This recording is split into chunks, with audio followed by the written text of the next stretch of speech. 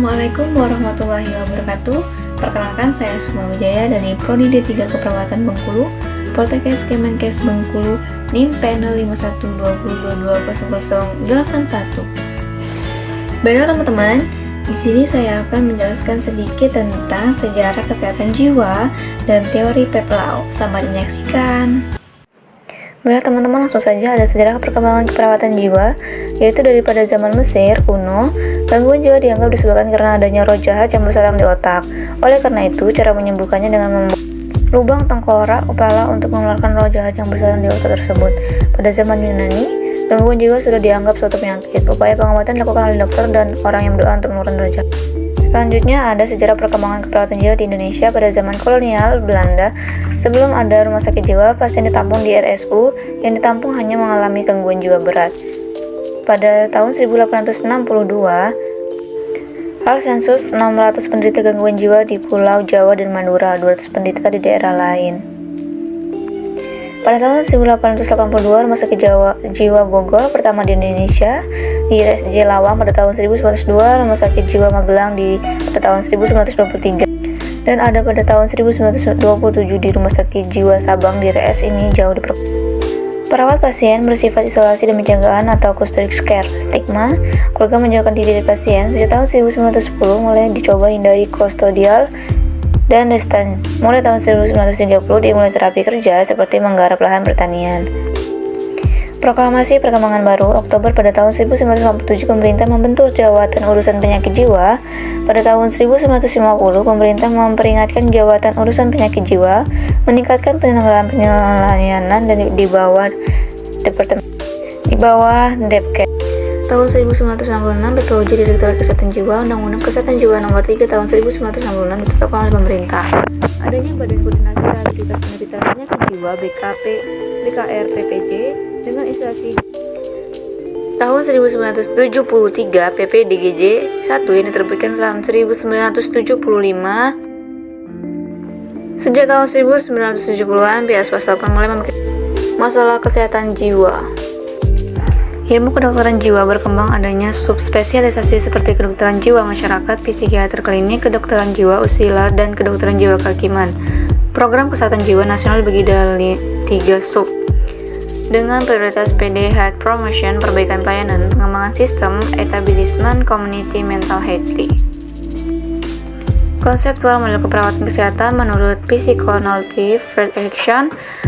Proses terapi pada model ini adalah menggunakan metode asosiasi bebas dan analisis mimpi transversan untuk memperbaiki traumatik masa lalu. Interpersonal atau Sullivan PEPLAU.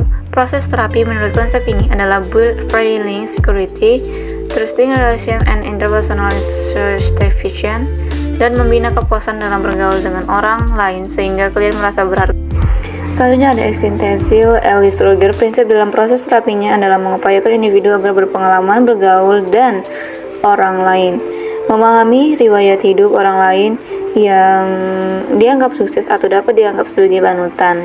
Selanjutnya ada Supportive Therapy, di mana prinsip proses terapinya adalah menguatkan respon coping adaptif individu, diupayakan mengenal terlebih dahulu kekuatan apa yang ada pada dirinya. Selanjutnya ada Medika atau fokus penata laksanaan harus lengkap melalui pemeriksaan diagnostik, terapi somatik, farmakologik, dan teknik interpersonal. Baiklah, selanjutnya ada teori Hildegard of People.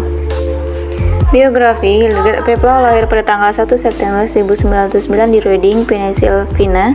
Pada tahun 1931 People menamatkan pendidikannya di Hospital School of Nursing. Ia mendapatkan dengan gelar EDD dalam bidang pengembangan kurikulum pada tahun 1953 dari Fakultas Keguruan Columbia, New York. Selanjutnya ada PEPLAU menjabat sebagai Direktur Eksekutif dan Presiden dari ANA karena pengaruhnya sangat besar untuk keperawatan jiwa. PEPLAU digambarkan sebagai ibu dari keperawatan jiwa. Bukan hanya itu, karena pengaruhnya sebagai seorang ahli keperawatan, dia juga disebut sebagai seorang pendidik dan penulis. Latar belakang teori, pada mulanya PEPLAU mengembangkan teorinya sebagai bentuk kekecewaan sekaligus keprihatinan terhadap praktik keperawatan custodial care. Melalui tulisannya, ia kemudian mempublikasikan teori mengenai hubungan interpersonal dalam keperawatan. Definisi dan konsep. Teori yang dikembangkan oleh Hildegard A. Peplau adalah teori keperawatan psikodinamik yang dipengaruhi oleh hubungan interpersonal. Ia melihat bahwa keperawatan adalah salah satu interpersonal yang bersifat terapeutik, yang memiliki seni dalam membantu orang lain yang sakit atau membutuhkan perawatan kesehatan. Teori Peplau berfokus pada kemampuan untuk memahami diri sendiri dan orang lain dengan menggunakan dasar hubungan interpersonal, yang bertujuan untuk mendidik pasien dan keluarganya agar dapat mencapai kematangan perkembangan personal. Selanjutnya ada manusia, merupakan organisme yang hidup dalam keseimbangan yang tidak stabil. Manusia untuk mengurangi ketegangan yang disebabkan oleh desakan kebutuhan dengan caranya masing-masing. Selanjutnya ada lingkungan. Peplau mendefinisikan lingkungan sebagai bentuk luaran organisme dalam bentuk konteks budaya. Dalam hal ini, lingkungan merupakan faktor yang penting bagi individu dalam menghadapi individu lainnya.